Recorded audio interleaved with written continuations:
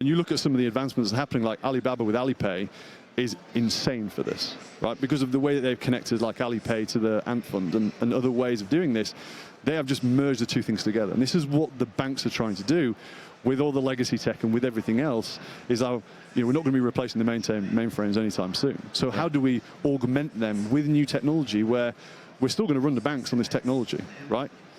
But how do we then work with the likes of yourselves and with Neo4j, where we can start to bring Bedrock and Gen AI and then Neo4j as a partner, and then have this ecosystem where there's going to be a transition and all these capabilities. So it's really interesting. Yeah. But this hyper-personalization and also addressing youth is where all of the kind of the focus is. We got 2 questions from online viewers.